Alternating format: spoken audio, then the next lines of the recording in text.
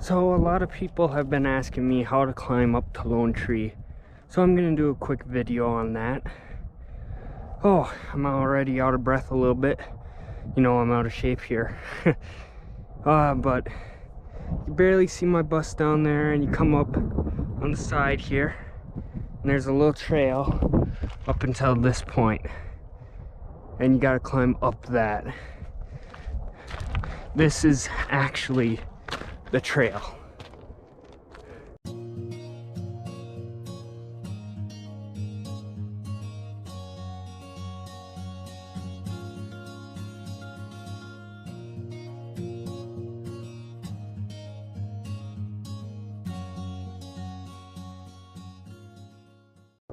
It doesn't look like it, but it is, and I've seen many people walk this way. Not gonna sugarcoat it. People have died trying to get up to Lone Tree, but it's because they don't try to take this trail. They try to climb from the right side of the mountain. You do not want to do that. You want to climb from the left. And you just gotta go diagonally, really slow and steady, and take your time, because it is steep, but there is a trail.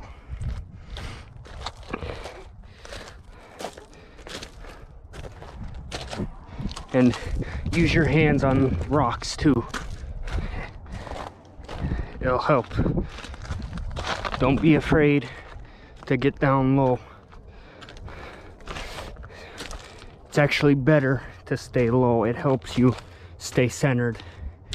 So then, once you climb up that, you continue to the left side on this trail here. As you can see, there's a lot of loose rocks in the middle of the trail. So I try to walk on the outskirts here. And once again, use your hands to grab a hold of the boulders and rocks that are here. And don't be afraid to go low.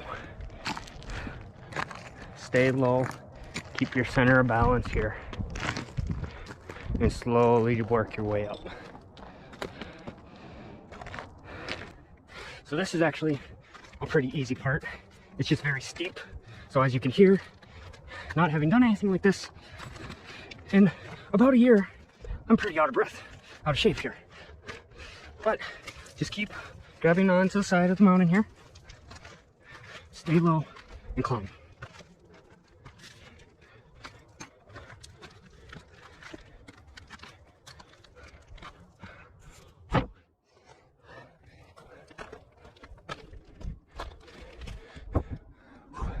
So we're almost there, doing pretty good.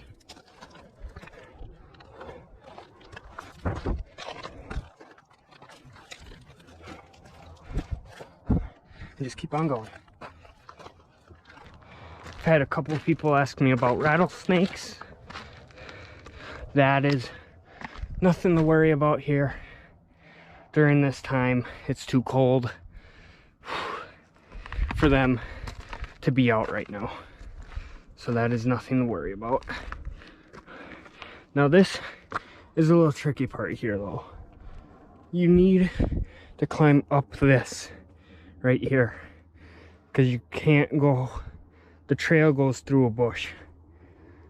So just very carefully here, climb up using the angles in your hands to grab a hold of the boulder itself as you climb over it.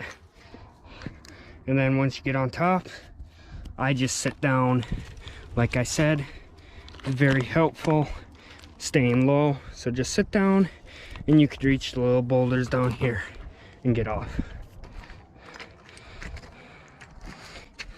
And then you're back on the trail. It goes down a little bit. Once again, stay low. Honestly, going up, like I said, is pretty easy. At times it can be difficult, like that hump right there, but going down is the hard part. That is the dangerous part, because you have all these rocks that are loose. So I lean back a little bit, actually, when I'm walking downhill to kind of balance out. And I stay low, that way if a rock does slip out, I could just, you could fall. You're not really falling since you're so low. You basically just sit down on the ground and grab a hold of a boulder, rock, whatever, and you're good to go. You cannot underestimate the going down part. That is very dangerous if a rock slips out and you're not prepared. So as you can see, I've been going up the left side, following the trail the entire time here. And then you get to the back of the mountain. And you could go to the right, or you could go to the left. I personally, 99.9% of the time, keep to the left. It's very, very easier to go this way. If you go to the right, you basically have to do a little bit of rock climbing. It's kind of hard to call it rock climbing because everyone pictures you Spider-Maning up the wall. That's not really, you don't have to do it. You just kind of grab up, you reach up, grab a ledge, pull yourself up once, you're good to go. But still, it is above your head. You have to reach up. It's much easier, especially if you're new to hiking in this kind of terrain. It's much easier to just stick to the left here, as it's a pretty basic path. And then once you get to the center here, between the two mountains, you got the sunset in the background there. You always have about half an hour, is what I estimate, when it's sunset. You have about half an hour to get back downhill before it's dark. You have behind you a lot of fields and trails. And then, like I said, on this side, you have the sunset, you have the lake, and a very steep slope. That is why you do not hike up on the right side. Curiosity, you always have these deep little holes in between the rocks there. Don't poke your hands in there and shit, because, like I said, there is no rattlesnakes, but they are hibernating. And if you stick your hand in where one happens to be hibernating, it's not going to end well.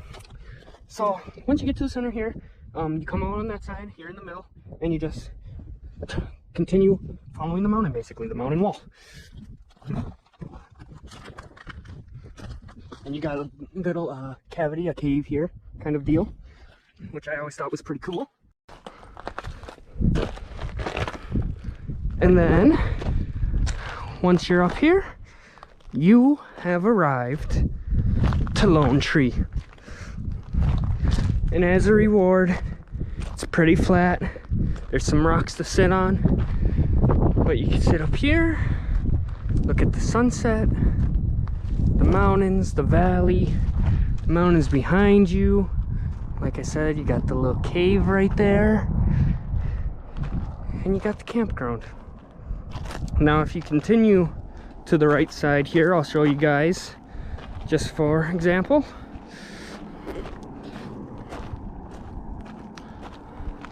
If you continue on the right side, this is originally where the other side would take you to eventually, but you're kind of right over the campground then. So that's how you guys hike to Lone Tree.